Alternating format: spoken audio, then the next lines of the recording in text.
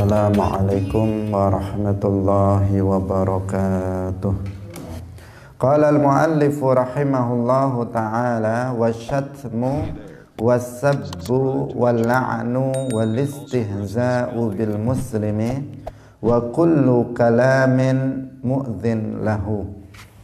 Wasyatmu lan nyaci, wassabbu lan misui, wala'nu lan ngelaknat, walistihza'u lan ngremehaken ngino bil muslimi kelawan wong Islam, wa kullu kalamin lan saben-saben ucapan mu'dzin kang nglarakaken lahu maring muslim, wal kadzibu lan qoroh ala Allahi ing atase Allah, wa ala rasulillahi lan ing atase utusane Allah, wa da'wa lan ngaku-ngaku al batilatu kang batil, wa talaqu lan talak al bid'iyyu kang bangsa bid'ah.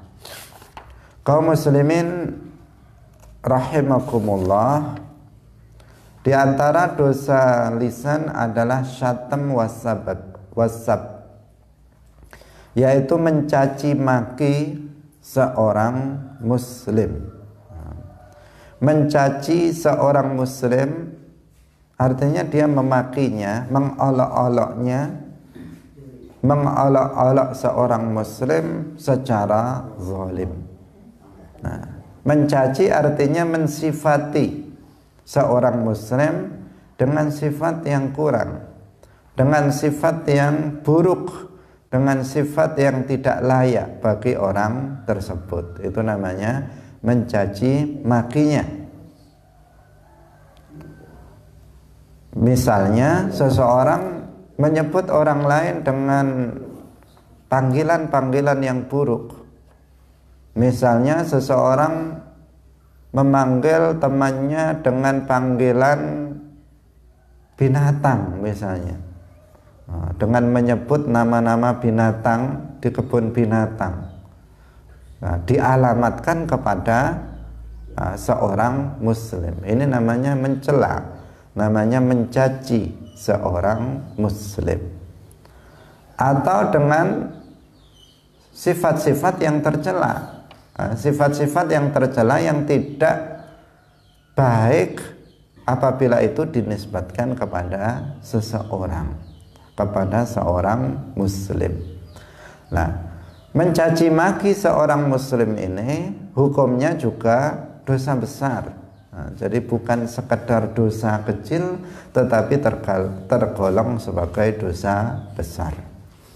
Nah, hal ini ditunjukkan oleh hadis Rasulullah Shallallahu Alaihi Wasallam, sibabul muslimi fusuqun wa qitaluhu kufrun. Mencaci maki seorang muslim itu kefasikan. Jadi di sini dalam hadis ini disebut sebagai kefasikan. Artinya apa? Artinya dosa besar. Karena orang fasik itu artinya pelaku dosa besar. Seorang mukmin fasik itu artinya adalah seorang mukmin yang melakukan dosa besar. Nah, sementara di sini dalam hadis ini Rasulullah menyebut mencaci maki seorang muslim itu dengan sebutan fusuk. Nah, mencaci maki seorang muslim itu fusuk, sebuah perbuatan yang menunjukkan kefasikan dari orang yang melakukannya. Maka berarti mencaci maki seorang muslim itu adalah tergolong sebagai dosa besar. Maka kita harus waspada. Nah, jangan mudah mencaci maki orang lain. Mencaci maki orang lain itu menunjukkan kesombongan yang ada pada hati seseorang, sehingga dia kemudian terdorong untuk mencela orang lain. Khususnya mencaci maki orang lain ini sering terjadi ketika seseorang dalam keadaan emosi.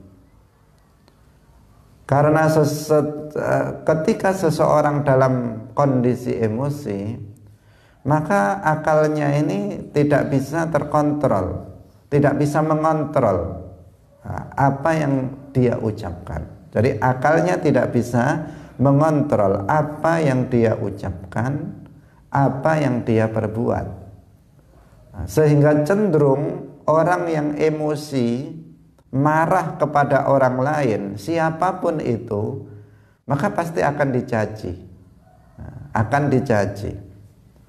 Mungkin nggak ada orang yang sedang marah memuji orang, itu nggak ada. Kalau memuji orang nggak jadi marah. Jadi kalau ada orang marah kepada anaknya, kepada istrinya, kepada tetangganya, kemudian kamu itu orang baik, pasti nggak jadi marah. Kalau orang marah-marah, itu pasti yang keluar adalah kata-kata cacian kepada orang lain. Nah, maka kita harus mewaspadai marah ini. Kita harus bisa mengendalikan diri kita dari marah, sehingga dalam sebuah hadis Rasulullah Shallallahu Alaihi Wasallam ketika diminta wasiat oleh salah seorang sahabatnya, dalam riwayat lain sahabat itu bertanya tentang, wahai Rasulullah, apa yang bisa menyelamatkanku dari murka Allah, dari ghadabnya Allah? Kemudian Rasulullah Shallallahu Alaihi Wasallam menjawab, la taghdab, kamu janganlah marah, kamu jangan emosi. Dalam riwayat lain atau dalam riwayat ini juga pertanyaan dari sahabat ini diulang sampai 3 kali, tetapi jawaban Nabi tetap, yaitu la taghdab, kamu jangan marah, kamu jangan mudah emosi. Inilah yang akan bisa menyelamatkan seseorang dari api neraka, yang bisa menyebabkan seseorang selamat dari murka Allah Subhanahu wa ta'ala. Kenapa? Karena ketika seseorang itu dalam kondisi marah, maka akalnya ini sudah nggak berfungsi lagi. Meskipun orang itu orang yang alim, atau orang itu orang yang misalnya berpendidikan tinggi, dia seorang dokter, dia seorang profesor misalnya, tapi kalau sedang marah itu kayak anak SD itu. Iya, kayak anak SD, meskipun dia pendidikannya sangat tinggi, itu betul. Bahkan meskipun dia pendidikannya tinggi, kalau dia sudah sedang marah, itu dia bisa memukul orang. Padahal kalau dalam keadaan normal, orang tersebut nggak mungkin mukul orang itu, kalau dalam kondisi normal. Tapi kalau sudah dalam keadaan emosi, yang biasanya dia dalam keadaan normal kalau ngomong itu baik-baik, tetapi ketika dalam keadaan emosi, maka cacian akan keluar dari mulutnya. Caci maki terhadap orang lain akan keluar dari lisannya, yang itu tidak biasa dia ucapkan ketika dalam keadaan tidak marah. Maka di sini yang harus di hati-hati kita, yaitu ketika dalam kondisi marah. Sekuat tenaga kita harus menghindari kemarahan ini, karena akan memunculkan sebuah dampak yang sangat buruk. Dampak yang sangat buruk. Seseorang yang lemah lembut, seseorang yang ucapannya selalu baik, ketika marah ucapannya ini sudah nggak seperti biasa, maka orang akan heran, orang ini biasanya nggak pernah sih ngomong yang buruk tentang orang lain, tetapi kenapa sekarang dia mengucapkannya? Ya karena dia sedang marah.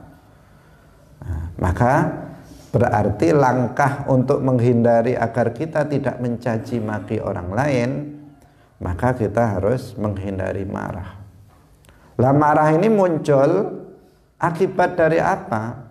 Akibat dari kesombongan yang ada dalam hati. Orang itu marah itu gara-gara ada rasa merasa lebih baik dari orang lain. Ada perasaan lebih mulia dari orang lain. Sehingga ketika dia misalnya tidak diajeni sedikit, dia merasa tidak dihormati sedikit saja, maka akan muncul kemarahan tersebut. Tetapi apabila nggak ada rasa merasa lebih baik dari orang lain, maka dia tidak akan muncul. Rasa emosi itu tidak akan muncul. Orang itu emosi kan karena merasa direndahkan oleh orang lain, sehingga kemudian apa? Muncul kemarahan itu. Tapi kalau seseorang meskipun dia itu mulia, meskipun orang itu kedudukannya tinggi, meskipun dia pangkatnya tinggi, tetapi kalau dia tidak merasa lebih mulia dari orang lain, maka dia tidak akan marah ketika ketika seseorang itu merendahkannya. Pernah kita ceritakan tentang seorang wali besar, Sultanul Aulia, setelah Syekh Abdul Qadir Al-Jilani, yaitu Syekh Ahmad Ar-Rifai. Syekh Ahmad Ar-Rifai, seorang wali itu mutawadhi, tidak sombong, rendah hati. Seorang wali itu memiliki sifat rendah hati. Suatu ketika diuji oleh orang Yahudi yang mendengar ketawaduan, kerendahan hati dari sang wali ini. Kemudian si Yahudi mau mengujinya. Dia datang kemudian tanya kepada Syekh Ahmad Ar-Rifai. Dia mengatakan begini, dia langsung mengatakan, wahai Syekh, siapa yang lebih mulia, kamu atau anjing? Langsung dikatakan seperti itu. Dibandingkan, beliau itu dibandingkan dengan anjing. Ini kalau kita yang ditanya seperti itu, kita pasti marah, karena kita merasa mulia, karena kita merasa lebih baik. Apalagi manusia dengan binatang disamakan, maka seseorang akan marah dan mencaci maki orang itu. Bisa jadi dibalikkan, kamu yang menyebut binatang tadi itu, atau ditambah binatang yang lain. Dia menyebutkan satu binatang, dia membalasnya dengan binatang, satu kebun binatang disebut semuanya. Bisa jadi seperti itu. Tetapi apa yang dikatakan oleh Syekh Abdul Qadir Al-Jilani, meskipun beliau itu manusia yang mulia, mulia indallah juga mulia indannas, menurut manusia itu beliau sangat dihormati. Ketika beliau menyampaikan pelajarannya, pengajiannya, yang hadir itu ribuan orang. Artinya beliau memiliki kedudukan yang tinggi di hati masyarakat juga. Bukan hanya indallah dia sebagai waliullah, tetapi dia juga memiliki kedudukan sosial di masyarakat yang tinggi. Tapi mendengar yang seperti itu, beliau tidak marah karena nggak ada rasa sombong dalam hatinya, sehingga keluar dari lisan beliau mengatakan, inna jautu ala sirati fa ana afdal. Jika nanti di akhirat nanti saya sukses, saya selamat dalam melewati sirat, jembatan sirat ini, maka saya lebih baik dari dia. Jadi nanti saya menjadi lebih baik daripada anjing, itu ketentuannya nanti. Jika di akhirat saya berhasil melewati sirat, maka lebih utama saya daripada anjing itu. Nah ini apa? Ini gara-gara apa? Ada tawadhu dalam hatinya, sehingga emosi tidak muncul. Tetapi jika ada kesombongan sedikit saja, dalam hati kita, kemudian kita direndahkan oleh orang lain, maka akan muncul emosi dari diri kita. Dan ketika seseorang sudah emosi, maka yang keluar kepada orang lain adalah cacian. Bahkan cacian ini bukan hanya mengena kepada orang yang merendahkannya, tetapi kepada setiap orang. Dia marahnya di rumah sama istrinya, dia marahnya di rumah sama anaknya. Ketika dia keluar masih dalam keadaan marah, setiap orang dimarahi. Nah, di kantor dia marah, kalau dia guru sama muridnya juga marah, sama orang, pokoknya melihat orang inginnya mencaci maki aja. Nah, ini apa? Ini orang yang marah seperti itu, akibatnya akan sangat buruk. Maka agar kita itu terhindar dari sibabul muslim, mencaci maki seorang muslim, maka kita harus menghindari marah. Nah, untuk menghindari marah itu kita harus membuang sifat sombong dari dalam hati kita. Kaum muslimin rahimakumullah. Di sini ada catatan penting terkait dengan hadis yang tadi kita baca. Rasulullah Shallallahu Alaihi Wasallam dalam hadis tadi bersabda, sibabul muslimi fusuqun wa qitaluhu kufrun. Secara harfiah dikatakan bahwa wa qitaluhu kufrun, membunuh seorang muslim itu kufur. Nah, apakah maknanya secara zahir seperti itu? Nah, seakan-akan hadis ini menyatakan bahwa jika ada seorang muslim membunuh seorang muslim yang lainnya, maka orang yang membunuh itu jatuh pada kufur, artinya dia menjadi kafir. Tetapi para ulama menjelaskan tidak demikian. Nah, tidak demikian. Wa qitaluhu kufrun, artinya membunuh seorang muslim itu hukumnya menyerupai kekufuran, artinya dosa besar. Bukan artinya kufur yang bisa mengeluarkan seseorang dari Islam. Nah, ini karena riwayat Bukhari dan Muslim, ini bisa dilihat dalam penjelasan hadis ini.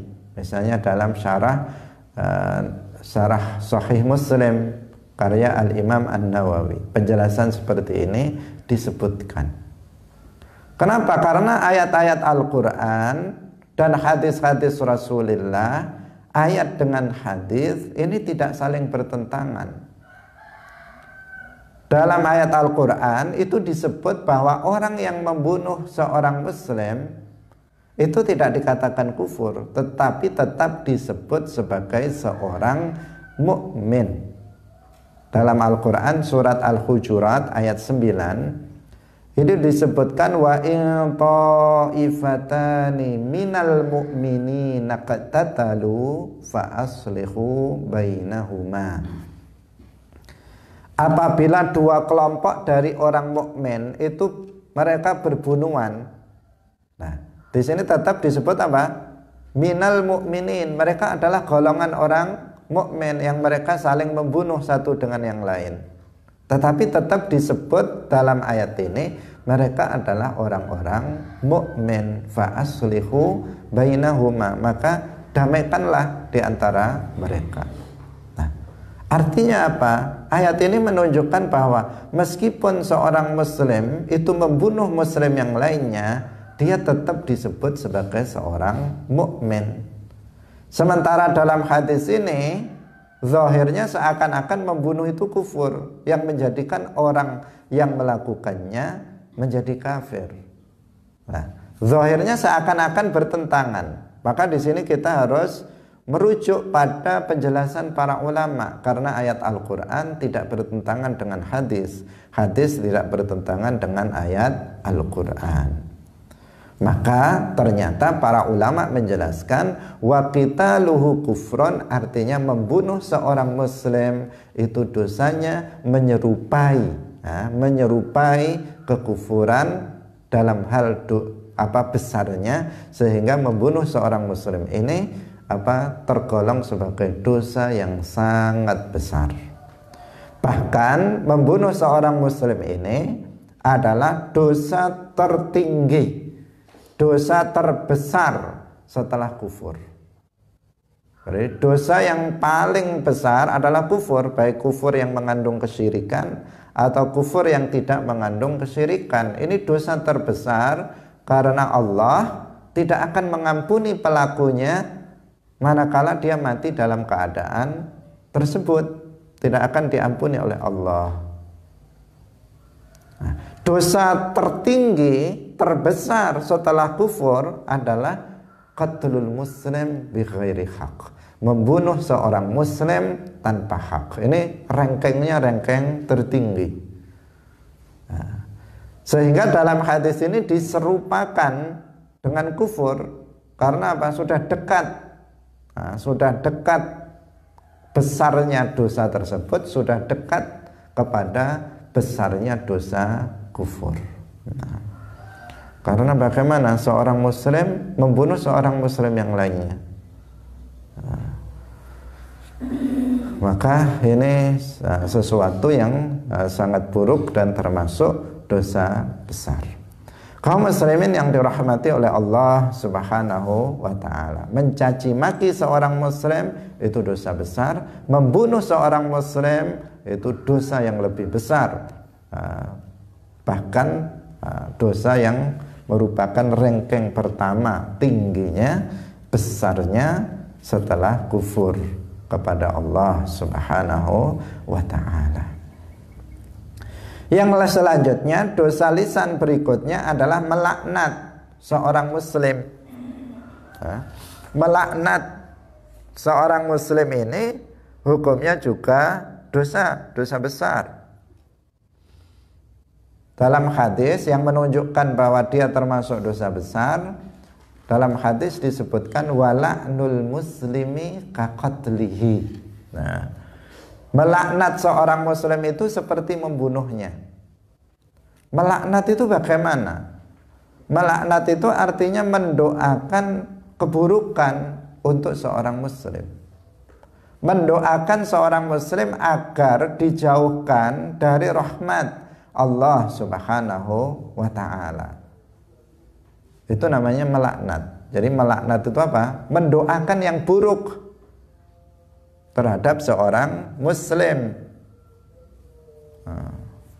Misalnya seseorang mengatakan semoga yang buruk-buruk lah, pokoknya buruk-buruk. Saya nggak mencontohkan, nanti ditiru khawatirnya. Pokoknya mendoakan orang lain dengan keburukan. Kita semuanya sudah paham, tidak perlu dicontohkan. Karena dalam kehidupan sehari-hari itu orang sering melakukan itu. Kalau bahasa Jawanya itu apa? Nyukurne wong.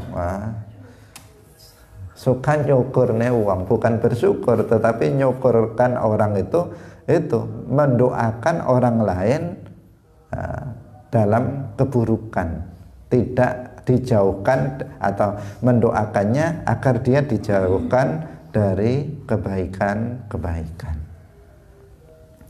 Kaum muslimin rahimakumullah, atau langsung dengan kata-kata laknat, misalnya terlaknat kamu. Kalau dalam bahasa Arab pun langsung dengan kata-kata laknat, misalnya dengan mengatakan kepada dia, langsung mengatakan laknatullah alaih, la'anakallah, misalnya dengan mengucapkan kata-kata seperti itu. Ini tidak diperbolehkan. Tetapi kalau kata laknat itu ditujukan kepada seseorang yang sudah dipastikan dia mati dalam keadaan kufur, maka diperbolehkan meskipun dia belum mati. Misalnya iblis ini kan belum mati, tetapi dia dipastikan dia akan mati dalam keadaan kufur. Maka kalau kita misalnya mendengar disebutkan nama iblis, atau kita menyebutnya sendiri iblis, maka kita boleh mengatakan iblis laknatullah alaih. Boleh kita mengatakan begitu. Iblis la'anahullah, boleh kita mengucapkan seperti itu. Karena apa? Memang dia dilaknat oleh Allah. Dia makhluk yang dilaknat oleh Allah. Maka ketika kita mengatakan iblis la'natullah alaih, tidak ada masalah. Demikian juga Fir'aun. Misalnya kita mengatakan Fir'aun la'natullah alaihi, Abu Lahab la'natullah alaihi, Syaitan la'natullah alaihi, itu tidak masalah. Tapi jika itu ditujukan kepada seorang muslim, itu nggak boleh. Doa seperti itu tidak diperbolehkan. Karena seorang muslim tidak dilaknat oleh Allah. Sehingga nggak boleh seseorang mengucapkan kata-kata seperti itu. Tapi kalau kepada seseorang yang jelas-jelas mati dalam keadaan kufur, mati dalam keadaan kufur, tidak ada tidak ada yang menunjukkan bahwa dia mati telah bertaubat dari kekufurannya, maka di sini diperbolehkan. Misalnya Ibnu Taimiyah la'anahullah, diperbolehkan. Karena apa? Karena dia sudah jelas mati dalam keadaan meyakini keyakinan yang kufur. Nah, ini kaum muslimin yang dirahmati oleh Allah Subhanahu wa taala. Kemudian di antara dosa lisan lagi adalah melecehkan seorang muslim, yaitu menghina, sama dengan yang sebelumnya, tetapi di sini lebih kepada peremehannya, mengentengkan seorang muslim dengan ucapan-ucapan yang keluar dari lisannya. Dan setiap perkataan yang menyakitkan hati seorang muslim, maka itu hukumnya haram. Pokoknya setiap perkataan yang itu berpotensi menyakitkan hati seorang muslim lainnya, maka itu hukumnya haram. Tetapi kalau orang itu sudah berkata yang baik, tetapi orang lain sakit hatinya, maka ini bagaimana? Dia berkata yang baik, tetapi karena orang yang kita sebut itu orang yang memang mudah sakit hati, mudah perasa hatinya itu, dia nggak disinggung tersinggung, nggak dicela merasa dicela. Kan ada orang yang seperti ini, sensitif,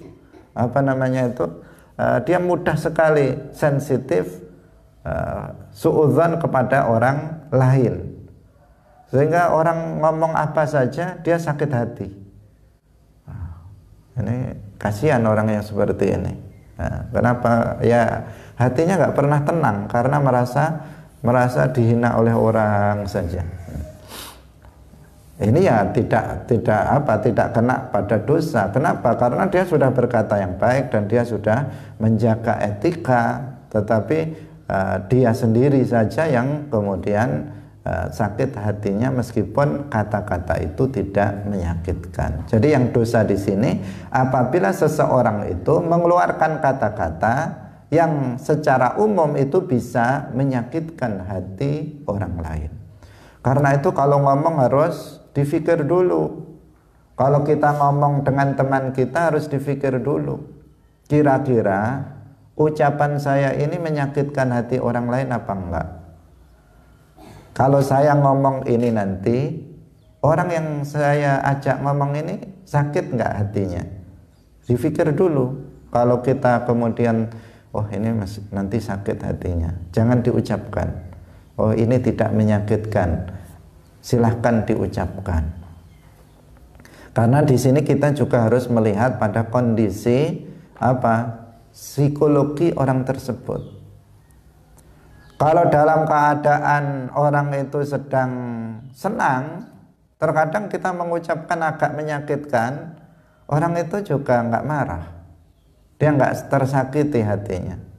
Tapi kalau dia dalam kondisi suntuk, kita ngomong yang biasa kita ucapkan, misalnya ini teman akrab, karena teman akrab kalau ngomong ya nggak begitu difikirkan.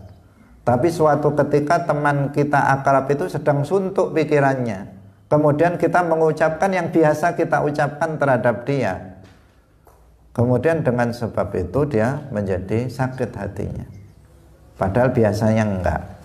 Maka kita juga harus melihat, ini kawan saya ini sedang dalam kondisi suntuk, ini jangan ngomong yang yang sedikit saja bisa menyakiti hati dia. Kaum muslimin rahimakumullah, intinya apa? Kita sebelum berbicara kepada orang lain, mengenai orang lain, itu harus difikirkan. Difikirkan ini bermanfaat atau tidak bermanfaat, akan menyakitkan orang tersebut atau tidak, ini harus difikirkan masak-masak. Kalau enggak, maka kita bisa seorang yang teman akrab bisa kemudian menjadi bermusuhan, bisa tidak bertegur sapa gara-gara lisan yang berkata-kata tanpa difikirkan terlebih dahulu sehingga menyakiti hati orang lain. Kaum muslimin yang dirahmati oleh Allah Subhanahu wa taala, kita lanjutkan kembali, wal kadzibu 'alallahi wa 'ala rasulillah wa da'wa al-batilah. Di antara dosa lisan adalah dusta terhadap Allah dan Rasulullah. Nah, ini sudah kita jelaskan sebelumnya, yaitu dalam pembahas tentang al-kadzib, berbohong. Berbohong secara umum itu haram. Berbohong kemarin kita sampaikan artinya menyampaikan sebuah informasi yang tidak sesuai dengan fakta, tidak sesuai dengan kenyataan. Faktanya itu adalah A, dia sampaikan kepada orang lain B, itu namanya apa? Bohong. Nah, berbohong ini telah kita sampaikan sebelumnya, itu bertingkat-tingkat dosanya itu. Dan yang tertinggi itu apabila seseorang itu berdosa atas nama Allah dan atas nama Rasulullah. Ini sudah kita jelaskan, kita ulas sedikit. Nah, ketika seseorang misalnya mengatakan qala Allahu ta'ala, Allah ta'ala berfirman, kemudian yang disebutkan itu bukan ayat tetapi perkataan dia, itu namanya apa? Itu namanya dia berbohong atas nama Allah. Dia mengatakan Allah berfirman begini, ternyata yang disebutkan itu bukan firman Allah. Itu namanya apa? Berbohong. Atau dia mengatakan qala Rasulullah, Rasulullah bersabda, ternyata yang diucapkannya itu hadis palsu dan dia tahu itu, atau bahkan karangan dia, maka ini namanya apa? Berbohong kepada Rasulullah Shallallahu Alaihi Wasallam. Ini telah kita sampaikan bisa menyebabkan seseorang itu bahkan jatuh kepada kekufuran. Bisa dia jatuh pada dosa besar, juga bisa jatuh kepada kekufuran. Yang bisa menjatuhkan seseorang dalam kekufuran ketika seseorang itu berbohong kepada Allah dan Rasulnya adalah apabila hal itu bisa membuat dia menghalalkan sesuatu yang haram atau mengharamkan sesuatu yang halal. Jadi kebohongan itu yang mengatasnamakan Allah dan Rasulnya, itu dia sampai pada pada kondisi menghalalkan sesuatu yang haram, sampai mengatakan misalnya zina itu halal dengan menyebut ayat atau hadis yang dia buat yang palsu, atau sampai kemudian mengatakan riba itu halal dengan dasar perkataan yang dia sebut firman Allah padahal bukan, atau dengan dasar hadis palsu, atau sebaliknya sampai pada derajat mengharamkan sesuatu yang halal. Misalnya jual beli itu halal, kemudian dia buat hadis yang mengatakan jual beli itu haram. Menikah itu halal, kemudian dia buat hadis sendiri palsu, kemudian isinya itu yang mengharamkan menikah dan seterusnya. Kalau sudah sampai pada derajat menghalalkan yang haram atau mengharamkan yang halal, maka ini pelakunya yang berdusta terhadap Allah dan Rasulnya, ini jatuh kepada kekufuran, keluar dari Islam. Nah, kalau tidak sampai pada derajat itu,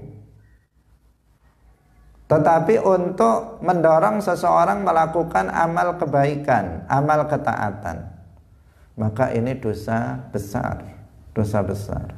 Islam nggak butuh kebohongan untuk mendorong orang lain melakukan kebaikan.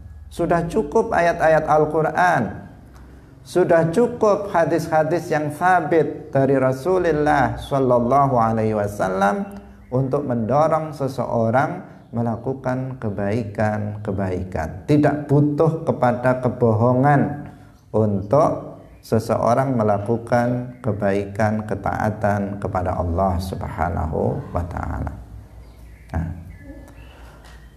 kalau status sudah kita jelaskan kemarin, kalau status hadis itu tidak sampai pada maudhu, palsu, tidak sampai pada derajat palsu, artinya tidak dhaif sekali, dhaif, nah, begitu saja, maka itu masih bisa dipergunakan dalam fadhailul a'mal. Masih digunakan, bisa digunakan untuk mendorong orang lain melakukan amal kebaikan. Misalnya hadis ni'mal mudzakir as-subhah. Ini hadis dhaif, tetapi bukan hadis palsu.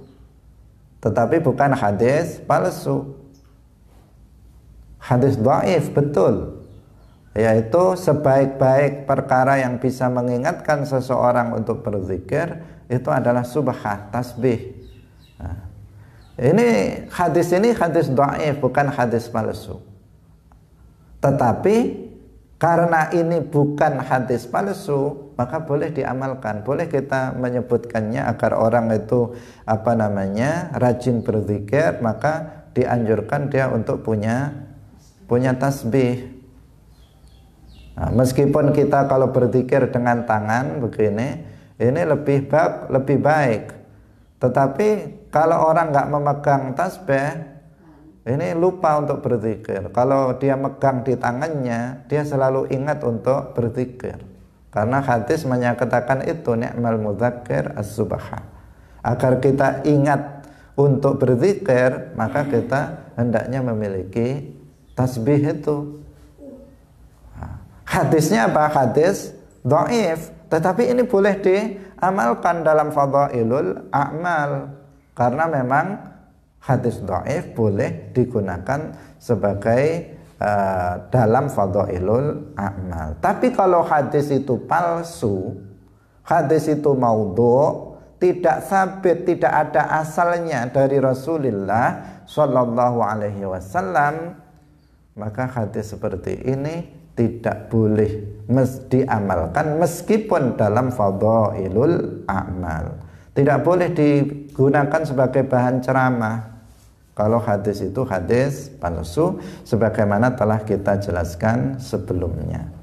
Rasulullah Shallallahu Alaihi Wasallam bersabda, "Inna kadziban alayya laisa kakadzibin ala ahadin. Faman kadzdzaba alayya muta'ammidan falyatabawwa maq'adahu minan nar."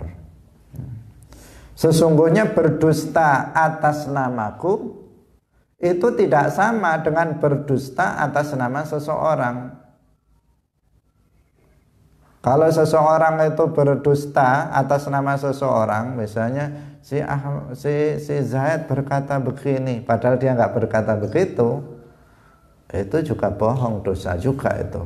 Tetapi dosanya nggak sama apabila seseorang mengatakan Rasulullah bersabda, tetapi karangan dia, sabdanya itu bukan dari Rasulullah, maka ini dosanya lebih berat. Nah, sebagaimana rincian yang telah tadi kita sampaikan.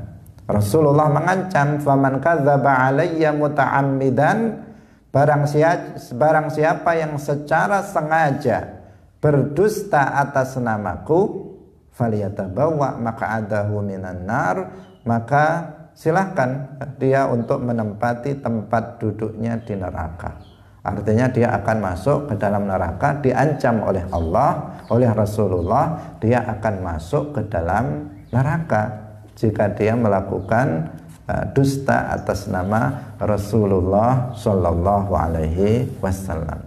Dan ini banyak berkembang di masyarakat, beberapa hadis-hadis yang palsu yang hendaknya kita mewaspadainya. Biasanya hadis palsu itu biasanya kalau dalam Fadhailul A'mal itu menyebutkan amal kecil pahalanya itu sangat besar, melebihi dari melakukan perkara yang wajib. Jadi kalau dia melakukan perkara wajib itu nggak sampai seperti itu. Tapi ini melakukan sesuatu yang sunnah, pahalanya luar biasa. Nah, pahalanya luar biasa, mengungguli sholat wajib. Misalnya sholat sunnah, dikatakan barang siapa yang melakukan sholat sunnah ini, maka akan begini. Melebihi dari pahala sholat wajib. Ini mencurigakan yang seperti ini. Wong amalnya kecil, pahalanya kok begitu besar, melebihi dari amalan-amalan yang wajib yang itu besar. Ini mencurigakan. Atau kebalikannya, dosanya dosa kecil, tetapi dikatakan barang siapa yang melakukannya maka akan di neraka selama-lamanya, misalnya yang seperti itu. Lah ini ini palsu ini. Itu tanda-tandanya kalau palsu itu seperti itu. Ini kan banyak beredar yang seperti itu.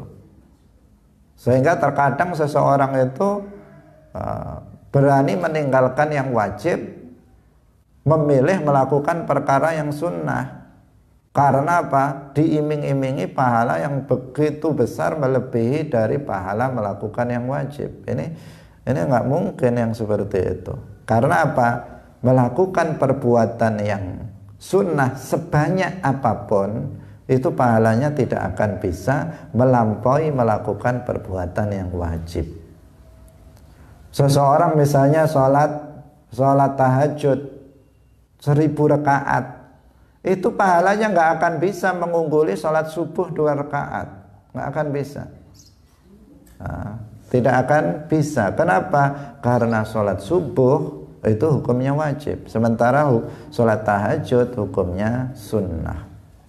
Karena itulah maka dalam hadis itu disebutkan, hadis qudsi, wa ma taqarraba ilayya 'abdi bi syai'in ahabba ilayya mimma aftaradtu alaihi. Tidaklah hambaku itu mendekatkan diri kepadaku dengan amalan yang lebih aku cintai dari beramal melakukan sesuatu yang aku wajibkan. Artinya sesuatu yang paling cepat menghasilkan pahala, yang paling cepat menghantarkan seseorang memperoleh derajat yang tinggi indallah adalah melakukan amalan yang wajib. Ini yang akan mempercepat seseorang mendapatkan derajat yang tinggi, bukan melakukan amalan yang sunnah. Amalan yang sunnah itu menopang dari amalan yang wajib. Misalnya ada seseorang yang wajib diremehkan, kadang dilakukan, kadang tidak. Tapi dia melakukan yang sunnah aktif. Apakah dia akan menjadi wali? Nggak akan. Meskipun kemana-mana bawa tasbih, dia berzikir terus, tapi sholatnya kadang ditinggalkan. Nah, ini apa? Ini dia nggak akan jadi wali dan nggak akan jadi orang yang bertakwa. Orang yang bertakwa itu kan definisinya apa? Orang yang menjalankan yang wajib dan meninggalkan yang haram. Yang wajib, menjalankan yang wajib, meninggalkan yang haram. Itu yang harus kita pahami. Jadi kita harus berhati-hati terhadap hal yang seperti itu. Maksud saya, ketika kita mendengar sebuah perkataan diklaim sebagai hadis tetapi tidak masuk akal, tidak masuk akal dari sisi misalnya amalan, antara perbandingan antara amalan dan pahalanya, atau antara dosa dengan azabnya, itu nggak seimbang, maka di sini patut dicurigai bahwa itu adalah sebagai hadis yang palsu. Kita harus mewaspadainya, jangan sampai kita ikut-ikut untuk menyebarluaskannya. Kaum muslimin yang dirahmati oleh Allah Subhanahu wa ta'ala, karena tadi telah kita tegaskan, ajaran Islam tidak perlu kebohongan. Sudah cukup ayat-ayat Al-Quran yang ada, sudah cukup hadis-hadis yang sabit dari Rasulullah, apakah itu hadis sahih, hadis hasan, ataupun hadis dhaif, sebagai hal yang bisa kita buat pegangan dalam fadailul a'mal. Kaum muslimin yang dirahmati oleh Allah Subhanahu wa ta'ala, yang berikutnya adalah, dosa lisan berikutnya adalah pengakuan yang batil. Pengakuan yang batil, yaitu mengaku-ngaku sesuatu yang tidak dia miliki. Jadi hak orang lain diaku-aku. Misalnya dia mengatakan, oh, ini HP saya, langsung dibilang begitu, padahal bukan HP dia, sehingga orang yang punya bingung, loh kok dibilang punya HP dia. Maksa lagi dia mengatakan, ini pokoknya HP saya, tadi saya di sini, HP saya seperti ini memang, padahal dia bukan. Ini namanya ngaku-ngaku. Karena banyak orang yang seperti itu, banyak orang yang modelnya seperti itu, mudah ngaku-ngakui. Hak milik orang diakui milik dia, sementara lawannya itu orang baik. Kalau orang baik ini kan bingung ini, ketika misalnya sesuatu ini milik kita, kemudian tiba-tiba ada datang orang mengatakan ini milik saya. Kalau kita orang baik, kita kan bingung gimana ini ya, nanti padahal milik dia tidak akan enak terhadap orang tersebut, akhirnya dilepaskan. Sebagian seperti itu. Karena itu ini perbuatan yang sangat buruk ya, orang yang seperti ini. Sedikit-sedikit memiliki mengakui kepemilikan orang lain. Kalau hal-hal itu yang kecil-kecil itu tidak begitu menyakitkan orang lain.